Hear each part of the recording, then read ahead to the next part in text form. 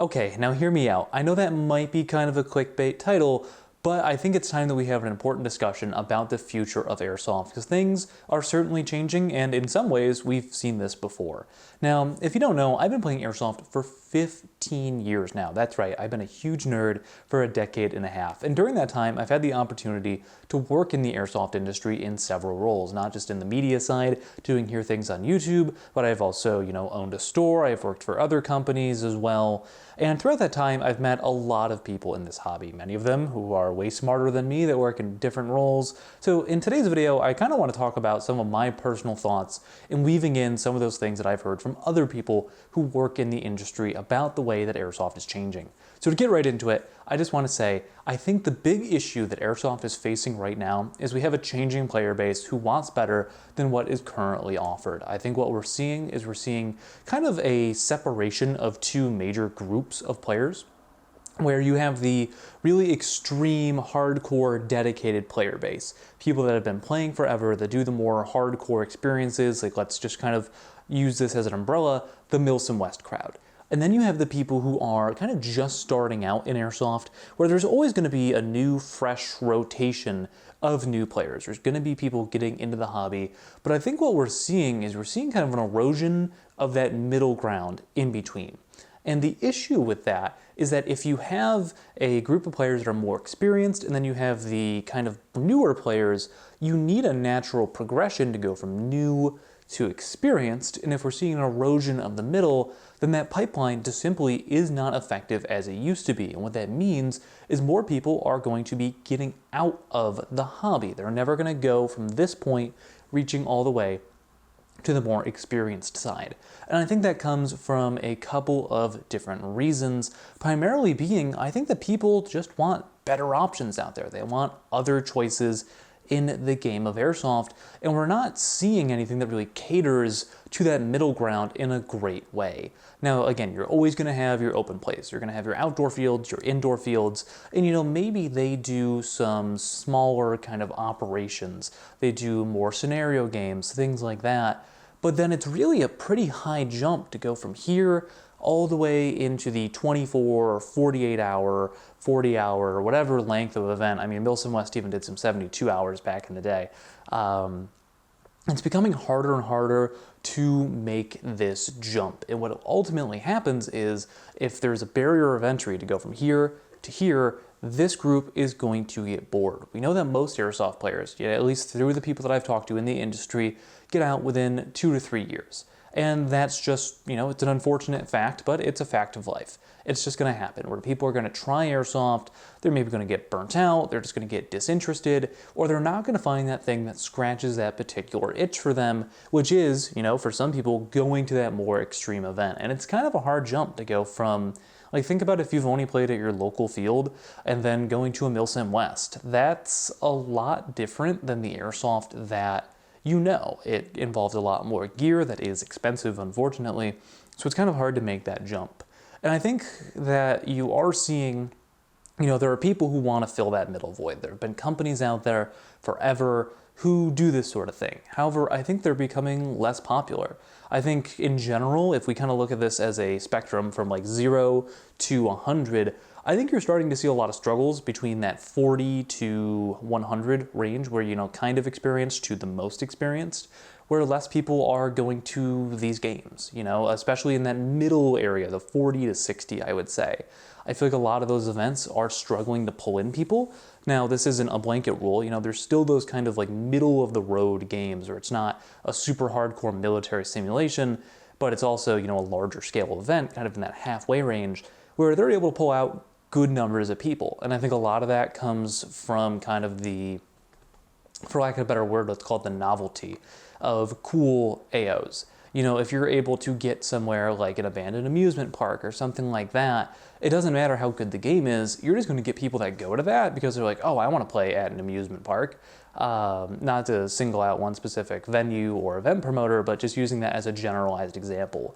There are games that sell because of the AO, not because of the rule set, not because of the people running it. It's this facility is cool. I want to go here to say that I played at this facility, whether it be, amusement park. There was a water park in upstate New York, the better part of a decade ago that got people out. Like it's all over the country. It doesn't matter where it is, but I think that we're seeing less and less of those games be successful. And I think ultimately what it comes down to is players are getting bored of those formats. They want something different.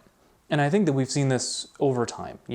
Throughout my time in the hobby, we've seen this kind of transformation where a lot of people, what they wanted from airsoft is they wanted an experience that rivaled Battlefield for video games, for example. So a lot of large-scale event promoters had games that were basically Conquest or Rush from the Battlefield series. And that was popular for a while, but then we again started to see that, hey, there was some change in the industry. Airsoft guns were getting better and cheaper, so there was that fuel to get new people in the hobby. However, there wasn't really anywhere for them to go because they were looking for something that was a little bit more military focused. And we saw that around the 2013 to 2016 era, we really started to see people embrace Milsim West. They expanded over into the East Coast of the United States. They started to eventually do games in other, continents as well, which is an incredible feat. But we saw that transformation where people wanted something that resembled more of a video game, and then they wanted something that was more of a military simulation, which Milsim West is, hence the name of their company. So I think we're at another one of those points where people want something a little bit different. And what the answer of that is, well, I can't give a definitive answer. I have my personal thoughts about it where I think that people just want something a little bit more different. I think what most players want as they're making that transition from beginner to the more hardcore end of the player base is they want structure. I think at a lot of the kind of middle of the road games, there isn't a ton of structure at them. It's really just a sandbox, which, not to discount that style of play, I enjoy them. I enjoy all types of different airsoft games, but I think people want just a little bit more structure. However, that is, somebody who works in event promotion, harder to do than here's a cool AO, create your own adventure. And again, there's nothing wrong with that. But I think that players are looking for something else.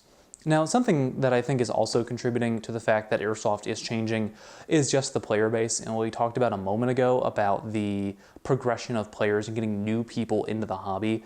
I think that we got a huge boost from COVID. The stimulus checks that came out, the free time and activity that you could do outside, not be close to each other, that really boosted the hobby. We got a lot of players in 2020 and 2021. And again, if a player only lasts about 2 to 3 years on average, that's why we're kind of seeing that decline. I think the other side of airsoft that's changing, we've talked a lot about event promotion so far. I think that a lot of local fields are struggling because they did really great during the pandemic, getting that huge boost of players. And now that they're not getting as many, you've had a couple of years of good business, and now that number's slowly starting to dip off, that's creating some issues. So, there are people out there who kind of skip the open play indoor and just go straight into events, mainly because they have friends that play airsoft. But if we don't have that initial way to get into the hobby, if these fields are struggling, I think that's going to be felt all across airsoft, because there's going to be those people who are in that kind of, more experienced realm of airsoft, where they want to do something that isn't an event. They want to do something that doesn't cost $150. They have their weekend free, but they don't want to travel, so they want to go to the open play. And I think if less and less options exist for that beginner level, it just hurts every single level of the progression. So how do we fix that for local fields? Again, I think you just have to come up with something different. And I think with local fields especially, because you're seeing these people, you're seeing them every week or every 2 weeks or every month, however often you host games, ask them, what do you want to see? What can we do that is better? I think that's one of the big things that fields sometimes don't do a good job of, is actually listening to their customer base and working with each other. I've seen communities where, let's say there's 2 airsoft fields within an hour of each other, and the owners hate each other. They never talk to each other, and there's a division within the community. And then I've seen other places in the country where, there's 2 airsoft fields within an hour of each other, and they've come together and said, okay, let's each host every other week. I host on, if there's 4 weeks in a month, I host on weeks 1 and 3, you host on 2 and 4. And then that way the community gets some change, you know, like every week's a little bit different. If you're able to play airsoft that often, there's some variety. And I feel like those communities tend to thrive better than the ones that kind of silo themselves and don't want to work with each other. You know, cooperation is key. I think that you can grow a local airsoft community even if you don't have an airsoft store. If you only have one field, it involves, you know, smart people being at the helm, those who are willing to work with the community and help to allow it to grow in your local area. And I know we've talked about this kind of, again, as a progression from less experienced open play indoor to your kind of middle of the road event, you know, your first serious airsoft event, to your hardcore military simulation experience. And not every player goes from 0 to 100. You know, there are going to be players who just don't want what's over here. There's players who don't want the Milsim West experience. But there's players who really do, and they make that full progression. And any way that you want to play airsoft is okay. Whether you want it to be military simulation, whether you just want airsoft to be used as a combat system within a LARP event. There's, you know, so many ways that we can use this hobby, but I think that they all kind of need some growth right now. And I think that we are going to see some changes in the industry. We're starting to see it a little bit more with the replicas that we use as well. Airsoft guns have never been better for the price point that they're at than right now. The electronics are better. The way of getting them is better. You know, like I remember back in the day, I would get my Cyma AEG from Airsoft GI, and then, oh, well, it doesn't chrono. So I've got to tear open the gearbox, figure out how to do that as a 13-year-old, or pay somebody to do it for me, just so that I could use my gun at an airsoft field. Now it's like, oh, you know, I'm going indoor today. Let me turn an Allen key, change the spring in there, and then I'm totally good to go without taking the gearbox out of the body. So that being said, is airsoft dying? No. But I think that things are changing. And when industries change, you know, some businesses succeed and others, unfortunately, fail. So I think we're going to continue to see changes in the hobby, you know, who is the major players in the game as well. I think that's a big one, and we're going to see some companies that were huge in the airsoft world kind of become irrelevant, and some new players in the industry who have ideas that are freshening things up. I think they're going to be the ones that ultimately succeed. So I want to know, what do you think about the state of airsoft right now? Are things getting better? Are things getting worse? Does change scare you in general? Make sure to leave a comment down below. I would love to know what you all think. Before we go, I do just want to say a quick thank you to all of our channel members who help make these videos possible. The support of channel members is what allows me to go to fields and go to events across the country and get out and meet players and talk to them and learn more about this amazing hobby that we all share. If you want to become a channel member, there's some really cool perks that come with it. You get a guaranteed spot in our Roast My Kit series, you're able to watch videos early, exclusive access on the Discord server, and even more. So if you want to learn about that, information is down in the description below. My name is Lane, and I will see you all next time.